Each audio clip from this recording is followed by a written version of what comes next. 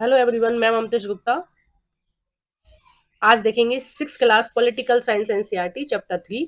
और इस चैप्टर का हमने थ्योरी वाला पोर्शन पहले कंप्लीट कर लिया था। अगर आपने नहीं देखा है तो इसी वीडियो के डिस्क्रिप्शन में इसके थ्योरी वाले और एमसीक्यू दोनों प्लेलिस्टों की लिंक दी हुई है। तो आप इसके थ्योरी वाले प्लेलिस्ट में इस थर्ड चैप्टर की थ्योरी देख सकते हैं और एमसीक्यू वाले में एमसीक्यूज देख सकते हैं। तो इससे पहले के चैप्टर अगर आप देखना चाहें तो इसी वीडियो के डिस्क्रिप्शन में आपको लिंक मिल जाएगी, वहां से आप क्लिक करके देख सकते हैं। और ये जितनी भी प्लेलिस्ट लगी हुई हैं ये सभी मैंने पढ़ाई हैं और ये सभी आपको मेरे चैनल पर मिल जाएंगी। प्लेलिस्ट वाले ऑप्शन में आप जाकर देख सकते हैं। आइए शुरू करते हैं। क्वेश्चन नंबर 1, निम्नलिखित में से कौन सा कथन सरकार के लिए सही नहीं है? यानी कि सरकार से रिलेटेड 3 ऑप्शन दे रखे हैं और इनमें से कौन सा ऐसा ऑप्शन है जो सही नहीं है? तो ऑप्शन है ए, यह सामाजिक मुद्दों पर कार्रवाई करती है। बी है, यह जनता के लिए जन सुविधाओं की व्यवस्था करती है। सी है, सरकार देश की रक्षा करती है। डी है, न्यायालय सरकार का भाग नहीं होता है। तो इसका जो सही आंसर हो जाएगा वो हो जाएगा डी। देखिए, न्यायालय सरकार का भाग होता है और जितने भी सरकारी विभाग हैं, ठीक है, चाहे आपका पोस्ट ऑफिस है, चाहे आपका बैंक है, जितने भी सरकारी विभाग हैं या आपकी पुलिस है, वो सभी सरकार का भाग होते हैं, वो सभी सरकार का अंग होते हैं। ठीक है, नेक्स्ट देखते हैं क्वेश्चन नंबर 2, निम्नलिखित में से कौन सा कथन लोकतांत्रिक सरकार के संदर्भ में सही है? ई है, लोकतांत्रिक सरकार में देश का प्रतिनिधित्व जनता करती है। एफ है, लोकतंत्र में प्रधानमंत्री देश के विषयों पर कानून बनाने के लिए कुछ लोगों को मनोनीत करता है। जी है, लोकतांत्रिक सरकार में सार्वभौमिक अधिकार होता है।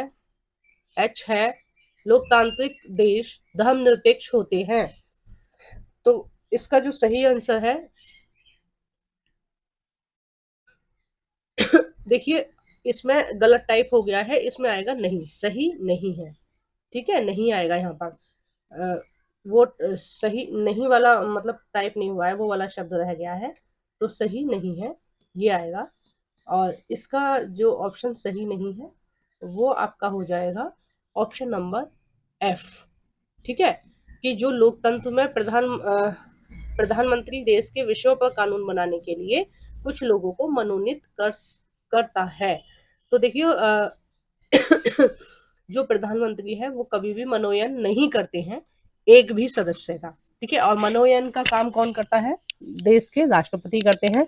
कुछ सदस्य लोकसभा में और कुछ सदस्य राज्यसभा में मनोनीत करते हैं। सॉरी, कुछ सदस्य राज्यसभा में और कुछ सदस्य जो विधानसभा होती है उसमें मनोनीत करते हैं। ठीक है, आपको आवाज थोड़ी स्लो आ रही होगी क्योंकि मेरी तबीयत खराब है 2-3 दिन से, तो मेरे को ठीक से बोला नहीं जा रहा है। तो मैंने सोचा चलो आज थोड़ा ठीक लग रहा है तो एक वीडियो बना लेते हैं, तो इसलिए आपको आवाज थोड़ी धीमी आ रही होगी। नेक्स्ट वीडियो में शायद आपको आवाज अच्छी मिलेगी। और एनर्जी भी आज मेरी थोड़ी डाउन है, इसीलिए डाउन डाउन सा लग रहा फील हो रहा होगा आपको भी। क्वेश्चन नंबर 3, निम्नलिखित कथनों में से महिलाओं के मत अधिकार के विषय में कौन सा कथन सत्य है? महिलाओं के मताधिकार यानी कि जो महिलाएं हैं उनको जो वोट डालने का अधिकार मिला, उससे रिलेटेड कौन सा ऑप्शन इसमें सही है? ठीक है, किस ऑप्शन मतलब कौन सा ऑप्शन सही है कि महिलाओं को किस तरह से अधिकार मिले वोट डालने के? ए है, महिला मताधिकार आंदोलनों को सैक्रेज मूवमेंट कहते हैं। बी है, अमेरिका में 1920 में औरतों को मत अधिकार मिला। सी है, इंग्लैंड में 1928 में औरतों को मत अधिकार मिला। डी है, उपरोक्त सही। तो इसका जो ऑप्शन सही हो जाएगा वो हो जाएगा डी, उपरोक्त सभी सही है। और ये बहुत ज्यादा इंपॉर्टेंट लगा मुझे, एनसीईआरटी में दे रखा था। देखो मैं ऑप्शन तक एनसीईआरटी से ही लेती हूँ। ठीक है, एनसीईआरटी से बाहर मैं कुछ भी नहीं रखती हूँ। आपके जो ऑप्शन होते हैं वो भी एनसीईआरटी से ही होते हैं, उससे बाहर आपको कुछ नहीं मिलेगा। नेक्स्ट देखते हैं क्वेश्चन नंबर 4, सरकार के कितने प्रकार होते हैं?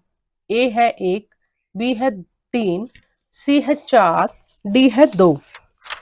तो इसका सही आंसर हो जाएगा डी, 2। सरकार के कितने प्रकार होते हैं? 2। और कौन कौन से होते हैं? एक तो होती है लोकतांत्रिक सरकार और दूसरा आपकी होती है राजतंत्र सरकार। राजतंत्र सरकार का मतलब है कि देश में जो शासन चलता है उसमें चुनाव वगैरह नहीं होते हैं। राजा, कोई भी राजा होता है, राजा की ही बात मानी जाती है। जो भी निर्णय राजा ले रहा है वो निर्णय सही माने जाते हैं, ठीक है। और जो लोकतंत्र सरकारें होती हैं उसमें चुनाव के द्वारा आप नेता चुनते हैं और जो नेता होते हैं वो जनता के अनुसार जो काम जनता की भलाई के लिए होते हैं वही काम वो करते हैं। नेक्स्ट देखते हैं क्वेश्चन नंबर 5। भारत में सरकार के कितने स्तर होते हैं? ए है 3, बी है 2, सी है 1, डी है 4। तो इसका सही आंसर हो जाएगा आपका ए, 3 स्तर। देखो, पहला है केंद्र स्तर, ठीक है, दूसरा है राज्य स्तर, तीसरा है स्थानीय स्तर, ठीक है। तो केंद्र स्तर जो है उसमें जो पूरे देश का देख रेख करता है, कौन करता है? पूरे देश का जो प्रशासन है वो किसके हाथ में है? वो आपके संसद के हाथ में है।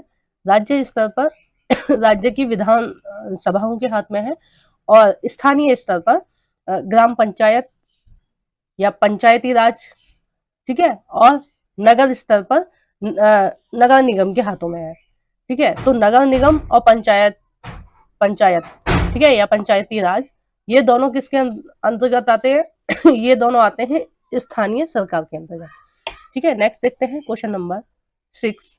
यंग इंडिया पत्रिका के लेखक कौन है? ए महात्मा गांधी, बी सुभाष चंद्र बोस, सी जवाहरलाल नेहरू, डी स्वामी विवेकानंद। तो इसका जो सही आंसर हो जाएगा वो हो जाएगा आपका ए महात्मा गांधी। नेक्स्ट देखते हैं क्वेश्चन नंबर 7। भारत के संविधान द्वारा भारत का वर्णन करने के लिए कौन से शब्द का प्रयोग किया गया है?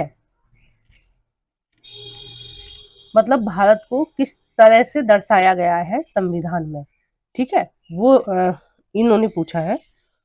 ऑप्शन है ए संघ, बी है राज्यों का संघ, सी है गणतंत्र, डी है भारतवर्ष। तो इसका जो सही आंसर हो जाएगा वो हो जाएगा बी, राज्यों का संघ। यानी कि जो हमारा भारत है उसको हमारे संविधान में बताया गया है कि हमारा जो भारत है वो राज्यों का संघ है, यानी कि बहुत सारे राज्य मिलकर एक देश का निर्माण कर रहे हैं, वो है भारत, ठीक है। नेक्स्ट देखते हैं क्वेश्चन नंबर 8 और ये इस वीडियो का लास्ट क्वेश्चन है। कथन है ए, सभी लोकतांत्रिक देशों से उम्मीद की जाती है कि उनके पास संविधान अवश्य होगा। कारण है आर, मतलब ऐसा उम्मीद क्यों की जाती है कि जो लोकतांत्रिक देश हैं उनके पास संविधान होगा।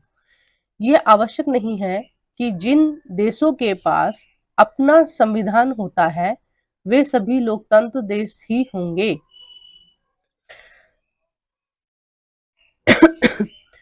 तो इसका जो सही आंसर हो जाएगा, देखिए पहले मैं आपको व्याख्या करके बता देती हूँ कि यह आवश्यक नहीं है कि जिन देशों के पास अपना संविधान होता है वे सभी लोकतांत्रिक देश ही होंगे। तो ये ए भी सही है और आर भी सही है। क्यों सही है कि ऐसा जरूरी नहीं है कि अगर उनके पास संविधान है वो तभी लोकतांत्रिक है। बहुत सारे राजतांत्रिक देश भी ऐसे हैं जिनके पास अपना संविधान होता है, ठीक है। अब जैसे अरब कंट्रीज है उसमें कई देश ऐसे हैं जिनमें लोकतंत्र नहीं है, राजतंत्र है, लेकिन उनके यहाँ संविधान है और राजा ने देश की जनता को कुछ अधिकार दे रखे हैं, ठीक है। तो ए और आर दोनों सही है, ठीक है। तो संविधान का मतलब ये नहीं होता कि वो देश लोकतांत्रिक है। राजतंत्र में भी संविधान होता है कई लोगों के, कई देशों के पास। और मैं आपको बता दूं, आपको जानकर हैरानी होगी कि जो इंग्लैंड है उसके पास अपना लिखित संविधान नहीं है, है ना, मौखिक चल रहा है उनके यहाँ। लेकिन जैसे हमारे भारत का संविधान है ना, लिखित संविधान, एक बुक है, उसमें सारे रूल लिखे हुए हैं, उसको ही तो हम संविधान बोलते हैं देश को चलाने के लिए। एक बुक है जिसमें सारे रूल लिखे हुए हैं कि देश को कैसे चलाया जाएगा, अपराधियों को कैसे दंड दिया जाएगा, कुछ लोगों को कैसे अधिकार दिए जाएंगे, है ना। तो सारी चीज लिखी हुई है। तो इसी तरह से, जबकि ब्रिटिश यानी कि इंग्लैंड एक लोकतांत्रिक देश है, उसके बाद भी वहां पर लिखित संविधान नहीं है। ठीक है, तो इसका जो सही आंसर हो जाएगा वो ए हो जाएगा। तो आप किसी भी देश के संविधान से ये पता नहीं लगा सकते कि वह देश लोकतांत्रिक है या राजतांत्रिक है।